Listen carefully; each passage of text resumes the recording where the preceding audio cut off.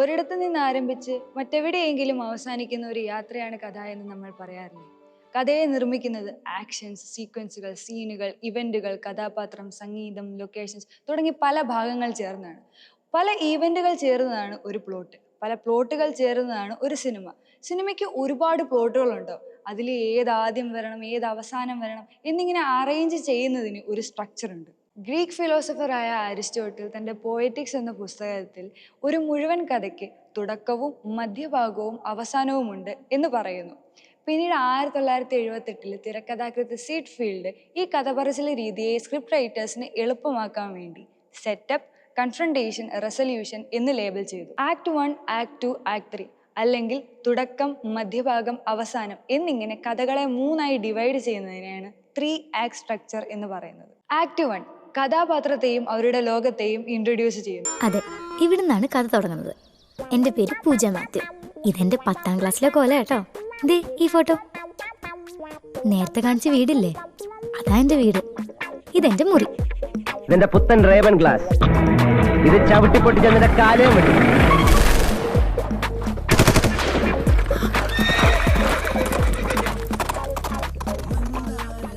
But let me assure you, this, like any story worth telling, is all about a girl. That girl.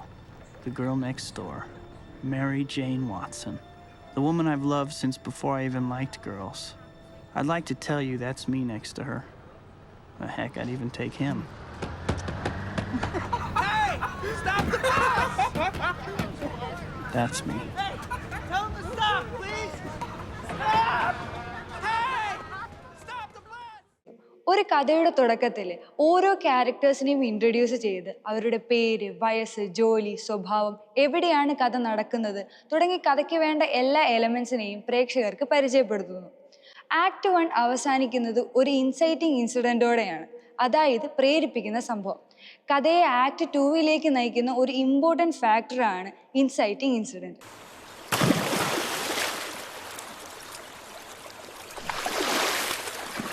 ഒരു inciting incident ഉണ്ടാവുന്നതിന് മുമ്പായി കഥയുടെ main എലമെന്റ്സിനെ introduce ചെയ്യണം. മഹേഷിന്റെ പ്രതികാരം എന്ന സിനിമയിലെ ഒരു പ്രധാന എലമെന്റാണ് മഹേഷിന്റെ ചെരുപ്പ്.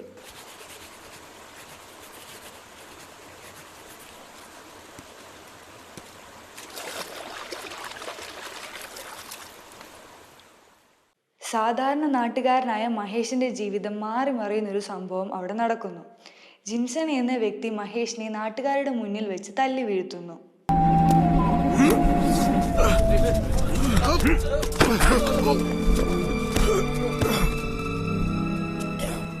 മഹേഷിന്റെ ജീവിതത്തിലെ ഈ സംഭവം അവൻ ഒരു ലക്ഷ്യം ഉണ്ടാക്കി കൊടുക്കുന്നു. ഇതാണ് ഈ സിനിമയിലെ ഇൻസൈറ്റിംഗ് ഇൻസിഡന്റ്.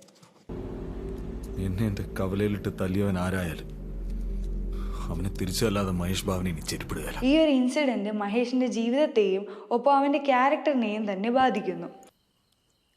എന്നെ പെറ്റിട്ട് പോലെ ബിബിച്ചേട്ടനറിയാലോ.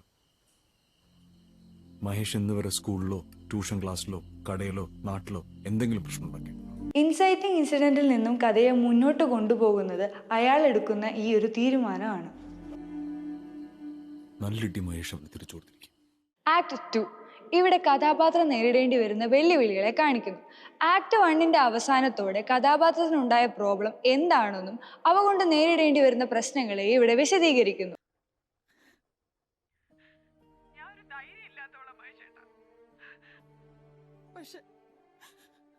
ആക്ട് 2 ആരംഭിക്കുന്നത് മഹേഷിന് നേരിടേണ്ടി വരുന്ന ഒരു ദുരന്തത്തെ കാണിച്ചുകൊണ്ടാണ്.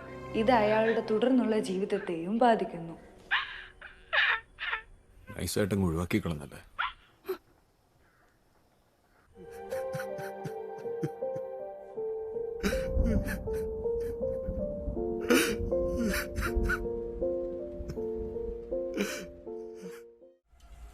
പിന്നീട് മഹേഷിനെ ലക്ഷ്യത്തിലേക്ക് എത്തിച്ചേരുന്നതിനായി നേരിടേണ്ടി വരുന്ന തടസ്സങ്ങളെയും ലക്ഷ്യത്തിലെത്താനുള്ള തയ്യാറെടുപ്പുകളെയും കാണിക്കുന്നു.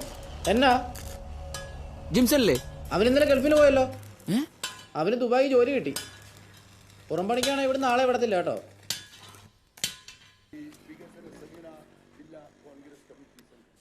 എന്നതാടാ നോക്കുന്നേ?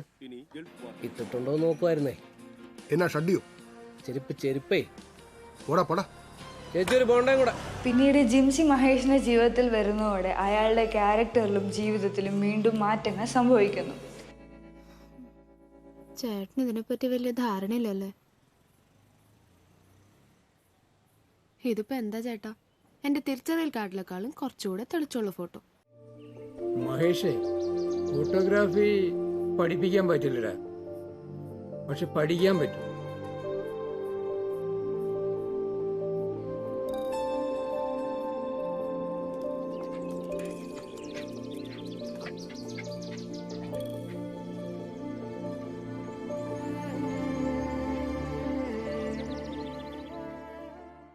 ആക്ട് 2 അവസാനത്തോടടുക്കുമ്പോൾ വലിയൊരു സത്യം പുറത്തു വരുന്നു. ഹലോ. 2 ചേട്ടൻ ഇടിക്കാൻ നടക്കുന്ന ജിംസൺ ഇല്ലേ, ആ ജിംസന്റെ അനിയത്തിയാ ഞാൻ. ഇവിടെ മഹേഷ് വീണ്ടും ഒരു ക്രൈസിസിലാവുന്നു. ധൈര്യം ഉണ്ടെങ്കിൽ മാത്രം പ്രേമിച്ചാൽ മതി. ചേട്ടായി വന്നിട്ടുണ്ട്. വെല്ലുമിച്ച് മരിച്ചിട്ട് വന്നൊന്നുമല്ല, സാന്ത്വനെ കയറ്റിവിട്ടേക്കുക. സൂപ്പർവൈസറിനെ തല്ലിയാണ്.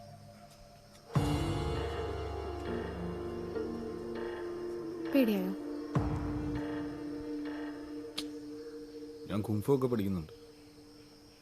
പിന്നീട് ജിംസൺ നാട്ടിൽ തിരിച്ചു വരുന്നതോടെ ജിംസി മഹേഷിനോട് അടി ഉണ്ടാക്കരുതെന്ന് അപേക്ഷിക്കുന്നു.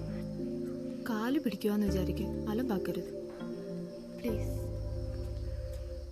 ഇവിടെ വീണ്ടും മഹേഷിന് വലിയൊരു തീരുമാനം എടുക്കേണ്ടി വരുന്നു. ഇങ്ങനെ കഥാപാത്രം തൻ്റെ ലക്ഷ്യത്തിലേക്ക് എത്തുവാൻ വേണ്ടി നേരിടുന്ന മാറ്റങ്ങളെയും പ്രശ്നങ്ങളെയും ഒക്കെ ആക്ട് 2 റൈസിംഗ് ആക്ഷൻ എന്ന് വിളിക്കുന്നു. ആക്ട് 2 ഒടുവിൽ മഹേഷ് ഒരു തീരുമാനം എടുക്കുന്നു.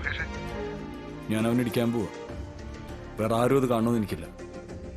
ബേബി ചേട്ടനും ഉണ്ടാവണം അവിടെ.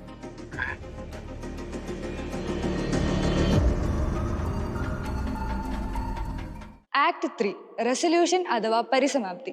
ഇവിടെ കഥയിലെ ഹീറോ നേരിടേണ്ടി വരുന്ന പ്രശ്നങ്ങൾക്ക് ഒരു സൊല്യൂഷൻ ഉണ്ടാവുന്നു. തിരക്കഥയ്ക്കുള്ള പരിഹാരം എന്താണ്? പ്രധാന കഥാപാത്രം ജീവിച്ചോ മരിച്ചോ വിജയിച്ചോ അതോ പരാജയപ്പെട്ടോ അങ്ങനെയുള്ളൊരു കൺക്ലൂഷൻ ഓഡിയൻസിന് തൃപ്തികരമാകുന്ന രീതിയിൽ കാണിക്കുകയാണ് ആക്ട് 3.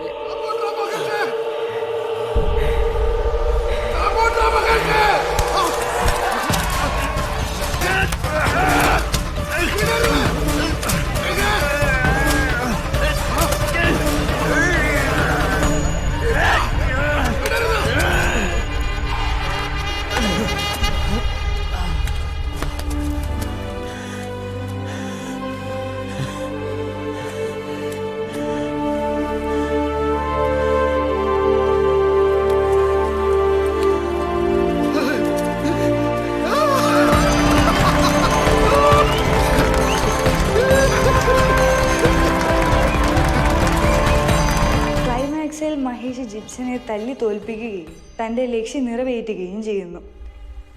8ന്റെ ഒരു ലൂണാർ. ശരിക്കും ഇവിടെ കഥയുടെ ക്ലൈമാക്സിന് ശേഷമുള്ള ആഫ്റ്റർ മെത്ത് കാണിക്കുന്നു. അതിനെ ഫോളിംഗ് ആക്ഷൻ എന്ന് പറയുന്നു. ഇവനാണോ നിന്നെ തല്ലിയത്? അതേ അമ്മച്ചി.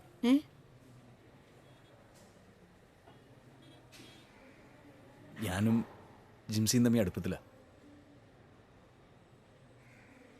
എനിക്കുള്ള കെട്ടിയാ കൊള്ളാന്നുണ്ട്. ബെസ്റ്റ്. എന്താ ജിംസിന്റെ അഭിപ്രായം? അങ്ങനെ ഒരിടത്തു നിന്ന് തുടങ്ങുന്ന ഈ യാത്ര inciting incident, rising action, climax, resolution എല്ലാം കഴിഞ്ഞ് വീണ്ടും ആരംഭിക്കുന്നു. കാരണം ഒരു കഥയും ഒരിക്കലും അവസാനിക്കുന്നില്ല.